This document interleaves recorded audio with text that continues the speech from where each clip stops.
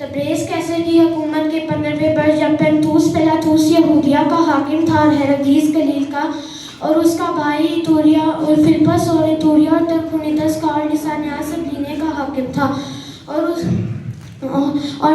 अबलीने का हाकिम था और हन्ना और कैफा सरदार काहिन थे। उस वक्त खुदा का कलाम बियाबान में ज़िक्रिया के बेटे यूहन्ना पर नाजिल हुआ और वह यरदन के सारे के जलवा में जाकर गुनाहों की माफ़ी के लिए तौबा के बपतिस्मा की मुनादी करने लगा। जैसे ही ईसाई नबी के कलाम की किताब में लिखा है कि बियाबान में पुकारने वाले की आवाज़ आती है कि खुदावंद की राह तैयार करो, उसके रास्ते सीधे बनाओ, हर एक घाटी भर दी जाएगी और हर एक पहाड़ और टीला नीचा किया जाएगा और जो टेढ़ा है सीधा और जो ऊंचा नीचा है हमवार रास्ता बनेगा और हर बशर खुदा की नजात देखेगा। बस जो लोग उससे बपतिस्मा लेने को निकल कर आते थे वो उनसे कहता था, ऐ शाम के बच्चों, तुम्हें किसने जिताया कि आने वाले गजब से भागो, बस तौबा के मुआफिक फल लो और अपने दिलों में ये कहना शुरू ना कर दो कि अब्राहम हमारा बाप है, क्योंकि मैं तुमसे कहता हूँ खुदा इन पत्थरों से अब्राहम के लिए औलाद पैदा कर सकता है। अब तो दरख्तों की जड़ पर कुल्हाड़ा रखा है, बस जो दरख्त अच्छा फल नहीं लाता वो काटा और आग में डाला जाता है। फिर लोगों ने उससे पूछा कि फिर हम क्या करें। उसने उन सबसे कहा, जिसके पास 2 कुर्ते हों वो उसको, जिसके पास ना हो बांट दे, और जिसके पास खाना हो वो भी ऐसा ही करे। और रसूल लेने वाले भी बपतिस्मा लेने को आए और उससे पूछा कि ऐ उस्ताद हम क्या करें। उसने उनसे कहा, जो तुम्हारे लिए मुकर्रर है उससे ज़्यादा ना लेना। और सिपाहियों ने भी उससे पूछा कि हम क्या करें।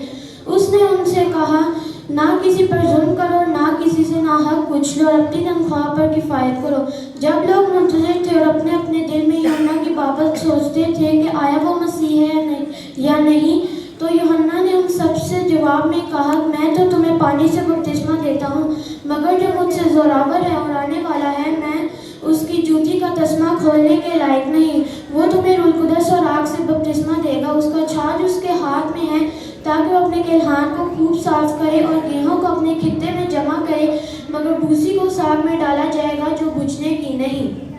उस आग में जलाया जाएगा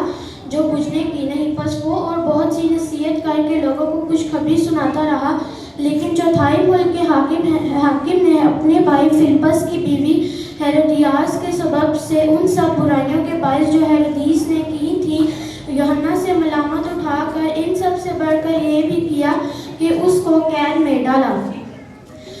जब लोगों ने बपतिस्मा लिया और यीशु भी बपतिस्मा पाकर दुआ कर रहा था तो ऐसा हुआ कि आसमान खुल गया और रूह कुदस जिस्मानी सूरत में कबूतर की मानिंद उस पर नाजिल हुआ और आसमान से ये आवाज़ आई कि तू मेरा प्यारा बेटा है, तुझसे मैं खुश हूँ। जब यीशु खुद तालीम देने लगा, करीबन 30 वर्ष का था, जैसा कि समझा जाता था यूसुफ का बेटा, और वो एली का और वो मतात का और वो लावी का और वो मलकी का और वो यना का और वो यूसुफ का और वो मत्तित्याह का और वो अमूस का और वो नाहूम का और वो इस्लाइया का और वो नोगा का और वो मात का और वो मत्तित्याह का और वो शमई का और वो यूसीफ का और वो यूदा का और वो यूहन्ना का और वो रीसा का और वो जरुब्बाबेल का और वो सेलतियेल का और वो नीरी का और वो मलकी का और वो अदी का और वो कोसाम का और वो एलमुदाम का और वो एर का और वो यशवा का और वो अलीजर का और वो अलीजर का और वो यूरीम का और वो मतात का और वो लावी का और वो